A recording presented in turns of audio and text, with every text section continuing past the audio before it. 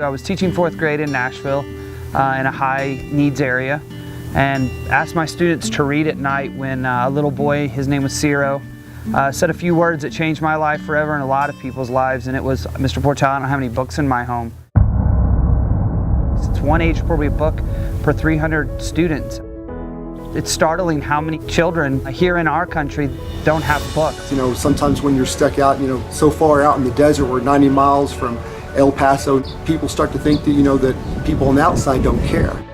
Normally I don't really think about kids not having access to books because I grew up with books in my house. 95% are low income.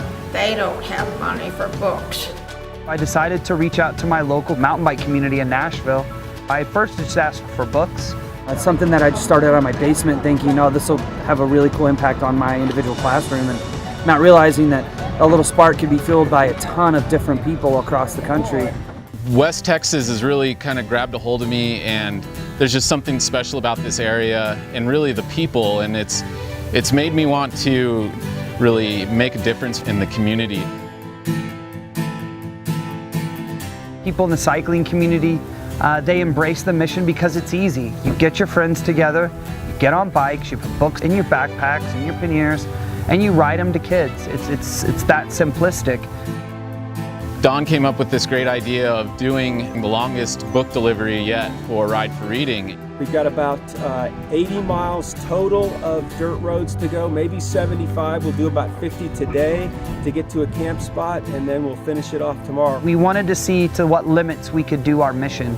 And so riding 80 miles through the desert over the course of a couple days to bring students books in a city that is really under-resourced. And it's a town that could use the help. It's small, not a lot of kids in the school, and it's a good opportunity to help them out.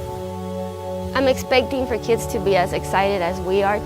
I'm from Del City, Texas. My grandparents raised me here since I was 2. Everybody was in student council, everybody was National Honor Society, and we all had to play sports so we could have a team, constant, all the time, busy, busy, busy. And we all had to work together. If it weren't for out-of-town people, these businesses wouldn't be here. I promise you, they would not survive. We appreciate it, and thank you. Thank all of you. In 2003, I graduated, went off to New Mexico State University. I decided to move back because my grandparents were getting older and I wanted to come and help them, taking them to the doctors and stuff, because we have to go far to get anywhere. This couldn't come at a better time.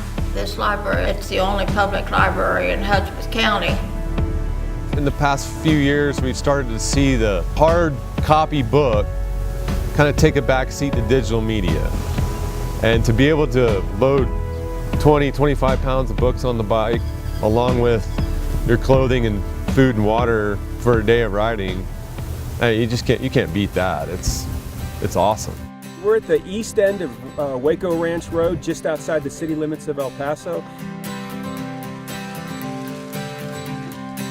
For a lot of it, we're going to be following the route of the old Butterfield Overland Mail. El Paso has been a beehive of activity for traffic and transportation all throughout history. You knew that you were on a course that people have been taking for a long time out here. The first cross-country way to get mail across the United States. I mean, you feel like you're in the Old West out there anyway, but to think that 150 years ago there were stagecoaches out there, that's pretty cool. It's an experience of a lifetime. You look at the mountain and the vast expanse of nature, and you're like, how am I ever going to do this? Somebody from the team comes by and says, stick to me, I'll get you up the hill. And knowing that there was people there, that's a great feeling. I think without that, it would have been twice as hard, and I might have not gotten through the first day. The camaraderie and everything that was shared, and I think I was actually sore from laughing so much last night with everybody, at this part of the book delivery than I was by riding the bicycle that many miles.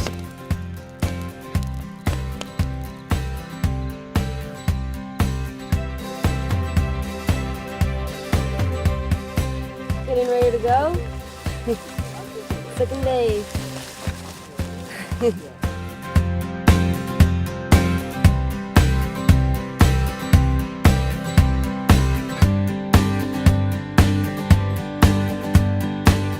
rode about 75 miles of dirt here to Del City.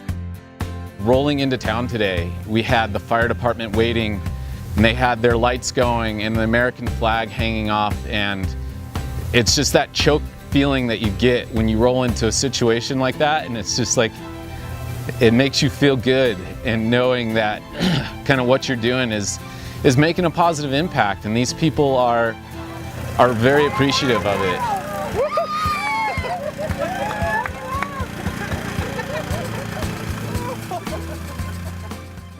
A little sleepy, but we're fired up. This is delivery day. That's why we rode all the way here. The kids are going to be super excited. All 70 of them, K-12 school. When you have somebody that comes in and brings the books, or at least shows some interest in the district, it means a lot to them. They might not have access to books, and now that they will, I mean, I hope they keep them, I hope they read them, I hope they pass them along. It's nothing like opening up a book still. I'm happy to see a lot of happy faces, a lot of smiles in little kids.